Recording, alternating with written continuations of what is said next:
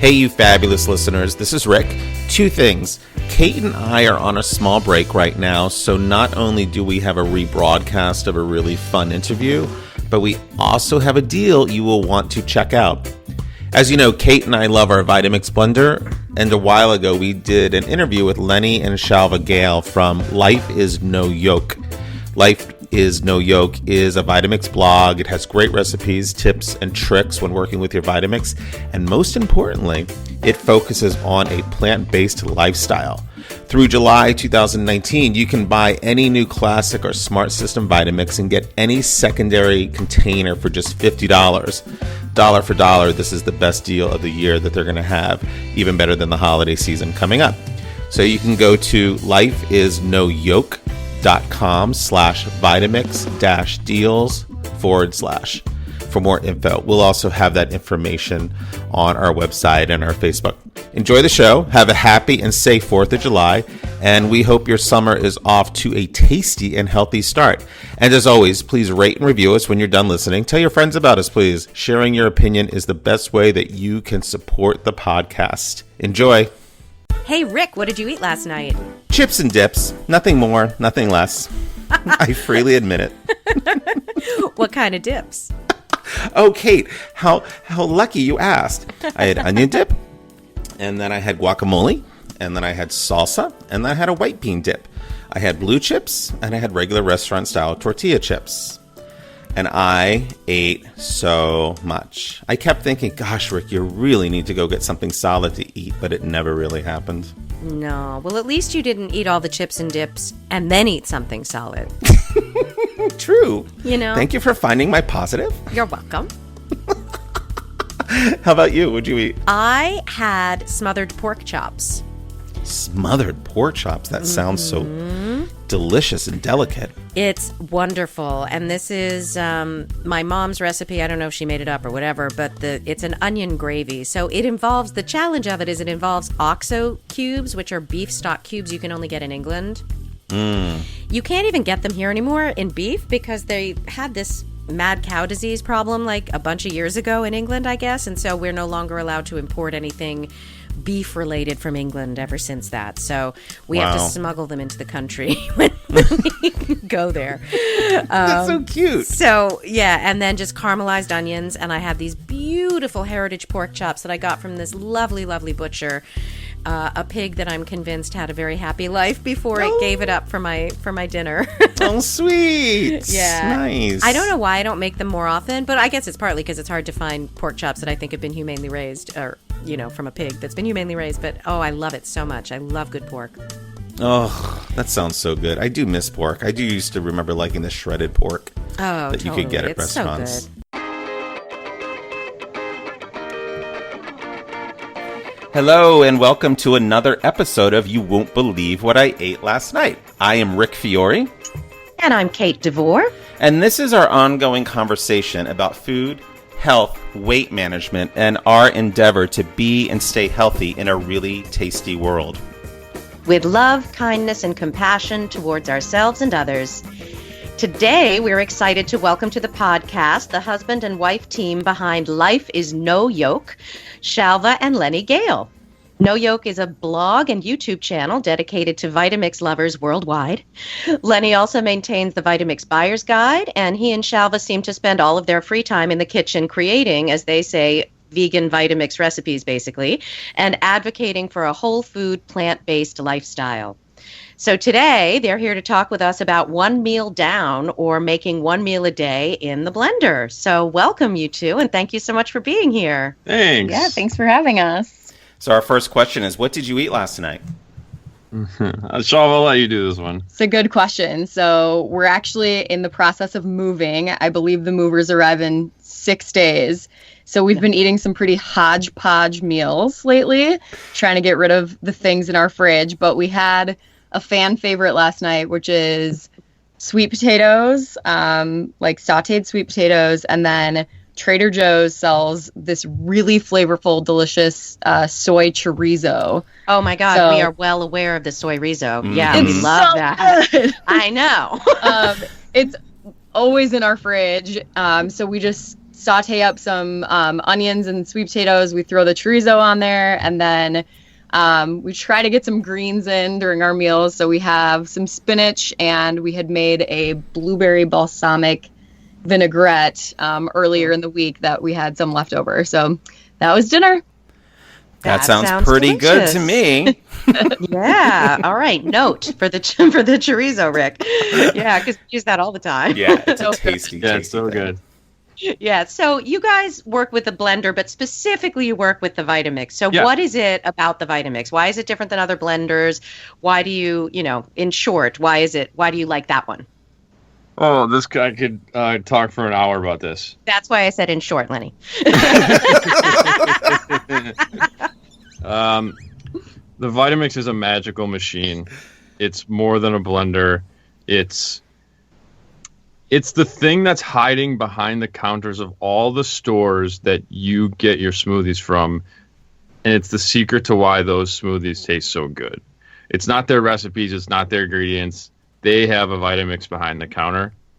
And to get those results, that luscious, creamy, smooth consistency of smoothies, of whole food juices, you're going to get that in a Vitamix. And from my experience, people who try the cheap $20 blenders, the mid-market $100 blenders that say they can do everything, nobody gets the results. We've seen hundreds and hundreds of people tell us that they got a Vitamix, they use them every single day, and their life is totally changed. I was one of those people, Lenny, for the longest time.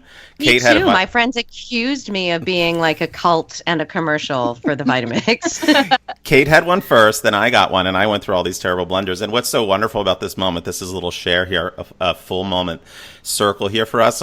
Like on our second or third podcast, Kate and I were obsessing about how much we love the Vitamix. And we had this joke, oh, wouldn't it be great if someone from Vitamix reached out to us or knows the Vitamix really well to talk about it? So this is a very full moment for us. Here to we actually are. have an expert about the Vitamix. That's fabulous. I love hearing that. I actually had no idea that you guys were Vitamix owners. You might have mentioned it in some of our correspondence, but I was hoping that you guys were. So this makes it even more fun because we can kind of just nerd out about the stuff. Lenny, and you have to check out their videos online. They really do nerd out. It's really, really funny and fun. It's a fun niche. It's a good geek niche. So how did it come about? You guys, Vitamix, smoothies, how did you evolve into what you're doing right now? Okay, so I'll take this one. It happened about 5 years ago. I was well into a corporate consulting job, traveling, living this unhealthy lifestyle, and I started to get back into smoothies to turn things around, change the way that I eat. I went through again, the $20, the $100 blender, and when I decided to finally take it seriously, I took the plunge and got a Vitamix. And in deciding to, I said, I want to make this my life's work. I found on the Vitamix website, they had an affiliate program. I signed up, I called them. I remember the conversation vividly. Like this, it almost makes me cry every time I talk about it. I was heading home from a week at a client at the airport. I was on the phone with Vitamix, the person who was in charge of this program at the time, and I said, I'm going to be your biggest affiliate ever. And this is going to free me from the consulting, traveling grind that I'm stuck in. Thank you very much. And like as they say, the rest is history. That's amazing. It was a fluke. It was luck. It was right timing, just like everything is. But it's what changed my life, and it's what I've chosen to make my life's work. Helping people turn their lives around with one simple blend every single day. And Shalva, both of you guys, it seems from what I've read about you, you guys basically left high-paying corporate jobs, did you not, to do this? That is exactly what we did. Yeah. So Lenny started this company totally solo by himself, built it up. And when we started dating, I was really into that point in my life where I had just gotten to the point where I thought being healthy was important. I got through my 20s just eating whatever I wanted and drinking all the time, and it started catching up to me. And so I was kind of in that process also of deciding, this is what's important now. I really want to take care of myself. And I wasn't loving the job I was in. And Lenny's like, I'm starting to get bigger than I can do myself. Can you help me for a little while? Let's just do this for a few months together. And it's been a year and a half. Yeah. Exclusively. Yeah. And we're both just exclusively doing this. And I gotta say, we're both so much happier doing something we care about, doing something that makes us feel good, that makes other people feel good. If everyone could do what we're doing, I would suggest doing it, except there'd be some competition then. Yeah. Well, the thing that's so exciting about that for us is that, you heard the intro. Our podcast is about staying healthy in a tasty world with love, kindness, and compassion towards yourselves and others. And that involves doing things that make you happy, not unhappy, and finding ways to create that niche for yourself that turns you on and makes you really happy. So that's what's terrific. A little tidbit of trivia. Shalva, growing up, your dream job, what was it? To be a food designer. Seriously. Like, as a 6-year-old, I wanted to be the person that put Vaseline on pizza to make it beautiful for commercials. And suddenly I found myself that's what she does. Is actually what I do every day. How handy. You're a food stylist. That's awesome. Oh, that's so great. It worked out. All right, so let's talk about the health benefits that come from using a blender over anything else. Yeah. Can you tell us about that? Yeah, this kind of gets into blending versus juicing. And the benefits to blending, if it's smoothies or blending a whole food juice, are enormous. This is the difference between when you do a juice, these cold pressed juices, they are extracting the essential nutrients and the fiber that you're getting from, let's say, it's the difference between eating an apple and basically drinking apple juice. And what happens is it's basically like drinking sugar, and your body has a insulin spike, and then it shoots back down, and you're like, oh my gosh, I need more. And it's like having a candy bar. Whereas if you're going to have a whole food juice, it's like eating the whole apple, or it's like eating a stick of celery instead of celery juice. It takes your body a lot of time and effort to metabolize and to work through this food and these nutrients.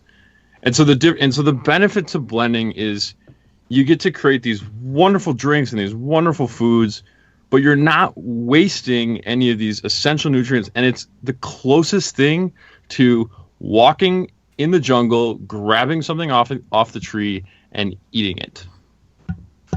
Is there anything either more or less beneficial to blending something than eating it whole? I get that it's better to blend it than to juice it, but is it better to eat a whole apple or to blend it up and eat it? Or do we know? That's a good question. And I think the answer is that it's easier to blend. I mean, what goes into my morning juice, it would take me a significant amount of time to chew and swallow all of that food. I mean, it's honestly, sometimes we'll have a big salad and I'm like, my jaw hurts, That was a lot of work. Right, those carrots are hard. Yeah. Man, that's why I avoid them. But I think that is really the benefit, is that you can get a full apple, a full cup of kale, a full cup of spinach, some seeds, some nuts, all into, a 16-ounce glass and get it down, if you wanted to chug it, in 30 seconds, instead of sitting there with the fork for a half hour. Well, that's a good transition to, are there any particular foods that you find that help with particular ailments or problems, particularly in relation to weight loss or weight management? Yeah, definitely. So, we've talked about smoothies a lot, but we use the Vitamix quite a bit for our other meals. I am one of those people that my brain has been trained to only feel full if I have carbohydrates. I'm not full unless there's bread involved or pasta or rice or something involved. And so it's really taken some training for me to feel full off of a non-carbohydrate food. And not that carbs are terrible for you or that we're saying don't eat carbs, but having a loaf of bread for lunch probably isn't your best bet. So we make quite a few recipes that are really healthy and nutritious, but also filling. And so our go-to is detox salad. I put cauliflower, cabbage, kale, carrots.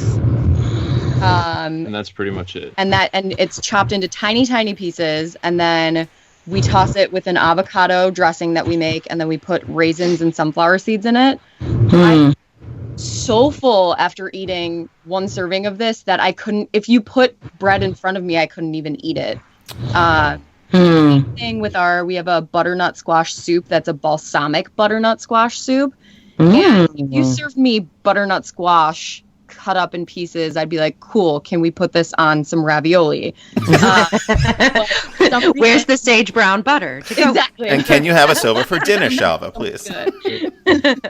But this soup really is extremely filling. And so, just kind of slowly starting to train yourself to feel full off of foods that aren't necessarily carbohydrates. It has kind of been my trick for weight loss and weight management, and telling my brain that it's not necessary to have pretzels with every meal. So that's the weight loss thing. Mm-hmm. Go ahead, Rick. You guys, I was just going to say, Shalva, it's so thing. funny you say that, because last night for an hour, the conversation in my head was all about that. I'm full, but I don't feel full, and particularly because of the carbohydrate. And then I had the conversation for so long, I just eventually exhausted myself and fell asleep on the couch. That's the way to do it. Yeah, just exhaust yourself into weight loss. It's like a puppy. Just run until you just literally fall over. Exactly. Because I think that's such an important point. Too tired to feed yourself any more bread. Yeah, because that's such an important point, because there's a difference between obviously nutrition and then satisfaction, that you can feel full and you can have all this stuff in your system, but you're not satisfied. It's such an important point. Yeah, and I think letting yourself have those things is also important. If I make an awesome dip or a spread and I want to eat it with pita bread, I'm going to, and that's okay.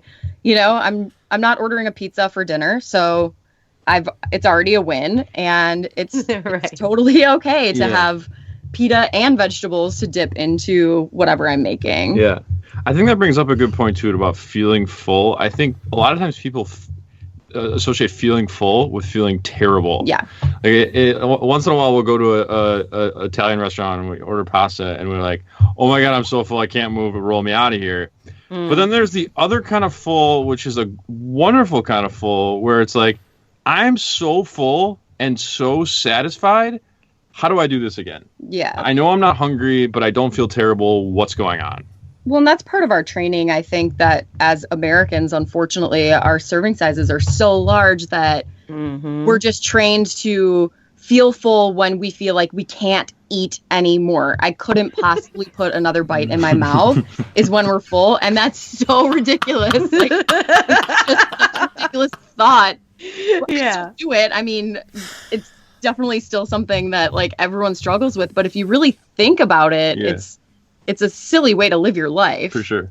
Yeah, I was looking around for something to eat not too long ago, and there was something in the fridge. I can't remember what it was. It was like a lentil quinoa thing or something that's very satisfying for me and also fills me. And I was like, no, I don't want that, because then I'll be full. Like, oh, how interesting. Apparently my agenda right now is different. Not to be full. Yeah. That's hilarious. That's funny.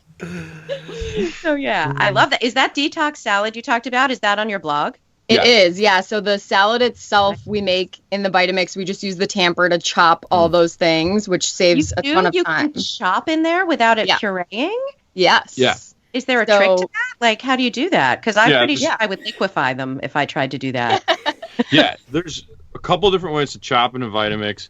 With certain vegetables, you can do a dry chop, quote unquote, and that's just putting the vegetables in golf ball sized pieces and running it on variable speed 1, and that kind of just tosses them up, and it's almost like you throw it up and hit it with a knife. Yeah. That's dry chop, and a wet chop is for other I think less hard ingredients, so the opposite of cauliflower. You add the ingredients with water, and then run the blender, the Vitamix. So then when you're done, you drain it. You On what drain speed? like 1 or 2, variable speed 1 or 2. So you don't even pulse it. You actually just run it on low. With the wet chop, yeah. It's almost like making a smoothie with these chunks and not processing it so it's smooth, and then you drain the water. We hardly use the wet chop. Barely use the wet chop. The dry chop is the way to go. So how do you guys stay healthy in a really tasty world? Shalva of 5 years ago would have answered this very differently, but Shalva today thinks that so many healthy foods can be tasty that it's almost not a challenge anymore. Like, there are so many foods that we make that I crave that are so bold and so flavorful that are made with good things and healthy things. And I love buttercream frosting and I love, cinnamon rolls and whatever it is. But I also love the curry peanut butter we made the other night and the blueberry balsamic vinaigrette we made the other night. And like, those things are so flavorful and delicious that those are the tasty things that I want. I think also when I started to think about that question, your flavor profile kind of changes over time. And I have always been someone that sugar and carbs are my thing. But I've slowly kind of gotten away from that just by helping myself eat healthy. I don't crave it as much, but also when I do have it, it's not as satisfying as it used to be. It's too sweet or it tastes artificial to me or something of that nature. But I really think that living in a tasty world can be a healthy world too, and that there's things that are just so delicious that are good for you. But also Lenny and I are both the kind of people that will sit down and eat, a pound of dark chocolate because it's also delicious. And that's totally okay. Yeah. And that's, right.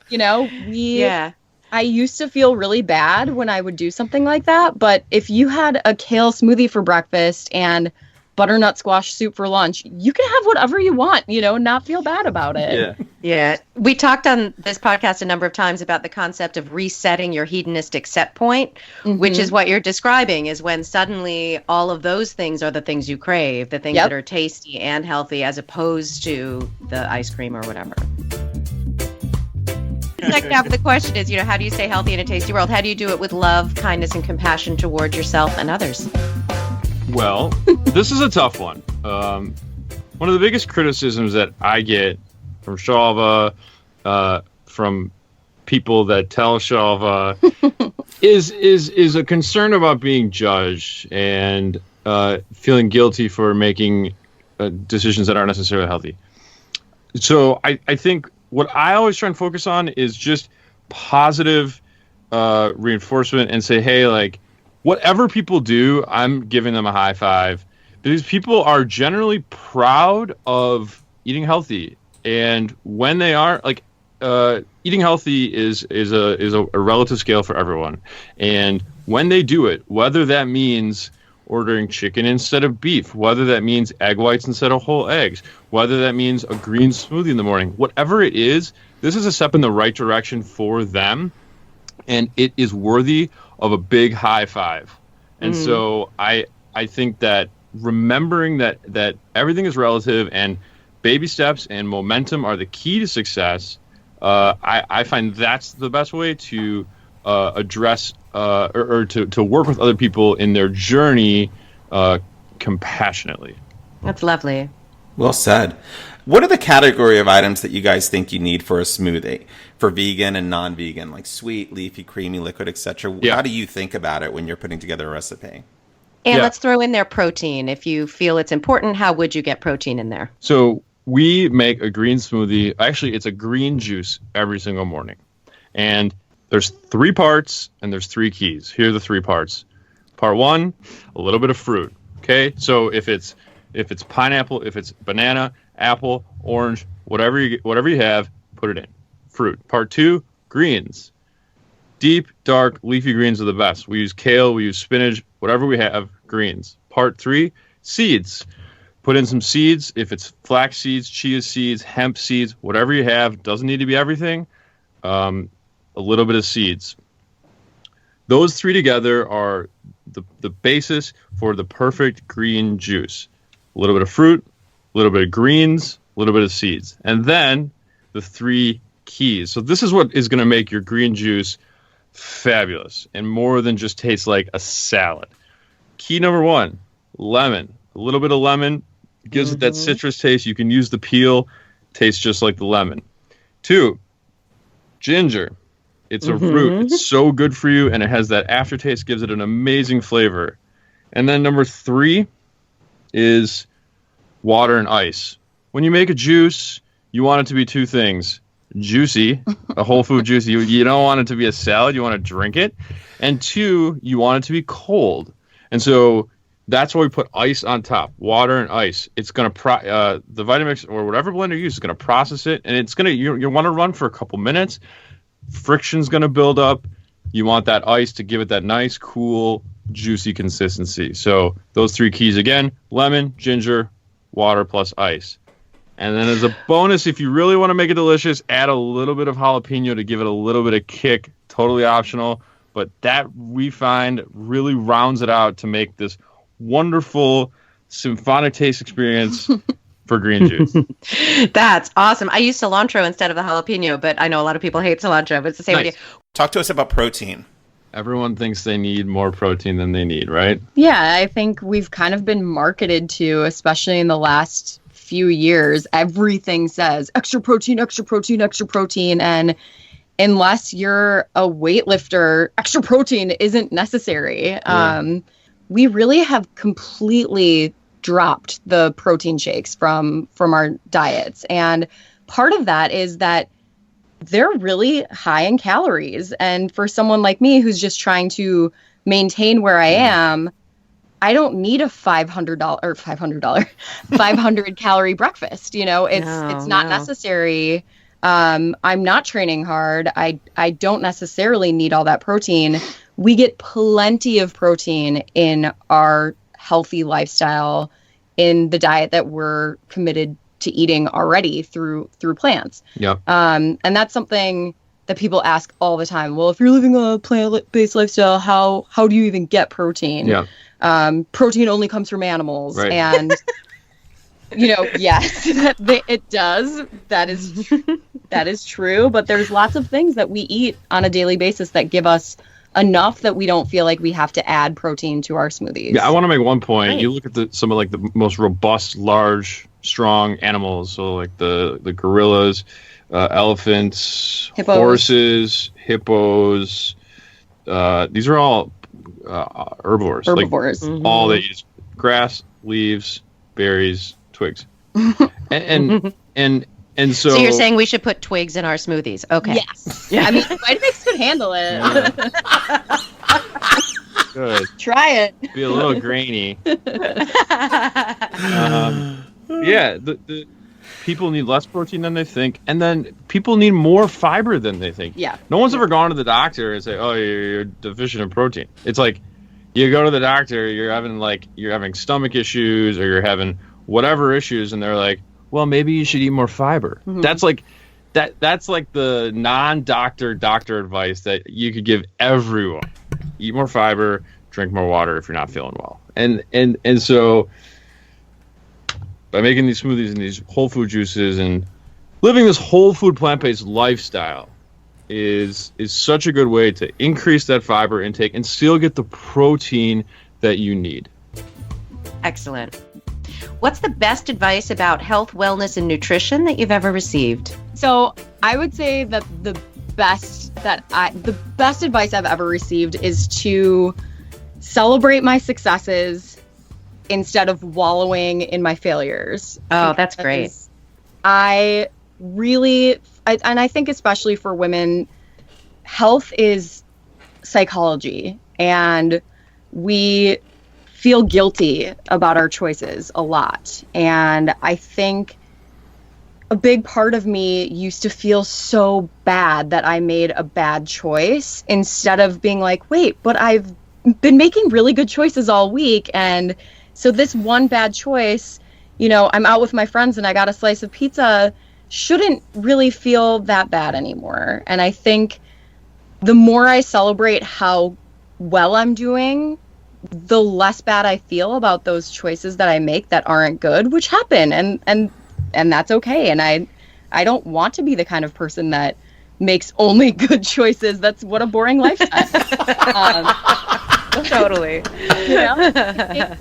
A lot of my happiness comes from food. And Lenny is like, what do you say? 80% of my brain power is planning my next meal. Like, I mean, I live my life that way. If we plan a vacation, I'm just looking at restaurants. I don't care what museums are there. Like, I know where I'm eating.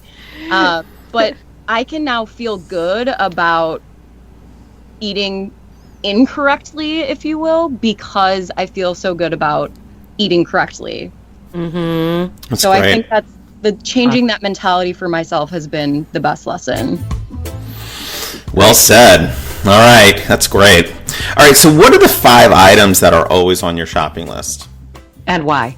So when we are out of bananas, it's time to go to the store. Obviously, they're great for smoothies. They go in quite a few of our smoothies. We put them in our green juice every morning. Yep. And then we also use them for frozen desserts. So if we're craving something sweet, we need something to cut, the savory taste from dinner. We do nice cream and just blend up a frozen banana with some other kind of fruit or not, and have that for dessert. So bananas are like clutch. Like if we're out, we got to go to the store. So that's one thing. You'd think a monkey lives at our house. There's so many bananas. Greens. Mm-hmm. We do the green juice every morning. It's usually a bunch of kale and a bunch of spinach. We keep it pretty simple. Mm-hmm. Mm-hmm. That's 2. 3. Red peppers, which sounds like a silly one, but we make our like most famous recipe, the recipe that's like repinned the most on Pinterest and talked about the most. Like if we were famous for something, it'd be our cashew queso. The secret ingredient is a red pepper. It gives it like the right color, the right consistency, the right kick. It's kind of like a cheesy, nacho-y dip that is all plant-based, and we have it in our fridge at all times. Ha-ha! It's like magic sauce. Yes. Good on everything. It's good dipped. Everything is dipped in it. It makes that better. It's good hot. It's good cold. Like wow. Yeah. I'm very excited about this. Our friends are like, you have to sell this. You have to jar it up and sell it. We're like, nah, just get a Vitamix and make it yourself. Yeah. It's a bigger sale for us if you buy the Vitamix. So. That's right. It's better. Okay, red pepper. We have 3. We have 2 more. I have 2 left. We talked about dark chocolate. I really like dark chocolate. She likes it a little less than me, but we shop at Trader Joe's. We're in the United States. We're in a city. We found this bar of dark chocolate. I think it's like 5 pounds. It's like something that you'd see at like Willy Wonka's factory. It's for baking. Yeah. It's for baking, but they have like, it's Sweet. like the most enormous chocolate bar you've ever seen. It's almost absurd. And you break off a square, and it's like an entire candy bar. Yeah. We love that. Lenny has to take like a giant knife to it and like karate chop it down. It's a good workout, actually. Yeah. However you get it. And then the 5th one.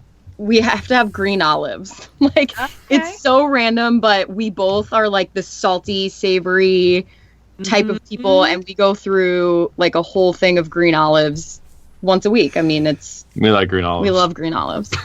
Those are fun because we got some on there that we don't always get from people. We get a lot of repeats, and so that was a fun answer. That's perfect. All right. That's awesome. So how can we find you guys? We've talked about your blog and your other stuff. So give us the lowdown for people who want to follow you, who want to buy their Vitamix from you.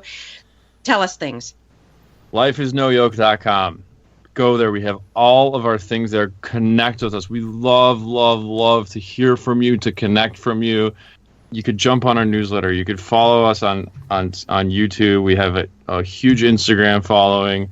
Whatever your flavor, whatever you like, whatever your method of choice. But just connect with us, because like conversations like this, they're one way until you connect with us. So yeah, and we've really spent a lot of time developing resources to help people A, buy a Vitamix, but B, use it, because a Vitamix is a really big investment, and it's a shame if you're going to make a smoothie once a week in it. That's a wasted thing, and so.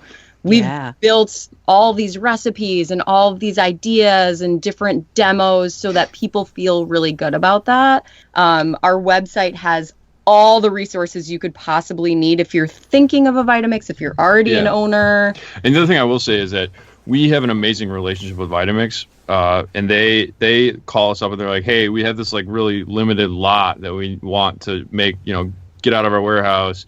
We'll give you this exclusive deal and just, set up your people with this deal. So we get these exclusive deals that are amazing. We get really excited about them, and, people kind of come to us for these special deals. Mm-hmm. So it's a really amazing site. There's so much information on there. You definitely need to check it out. Yeah, I'm very excited because I know I underuse my Vitamix, so I'm excited about finding new ways to use it more. And speaking of connecting, if you're listening to this podcast and you don't already, subscribe to us. You won't believe what I ate last night on iTunes and YouTube, and you can follow us on Instagram and Facebook and our website, youwon'tbelievewhatIate.com. And remember, if you have any questions or thoughts or topics, most importantly, we always like to hear what you ate last night. So all you have to do is send us a recording from your phone, and we can incorporate it into the show. Thanks so much for listening. You guys, thank you guys awesome. so much. You've been terrific. Thanks so Super much. sweet. Having us. Thanks, guys.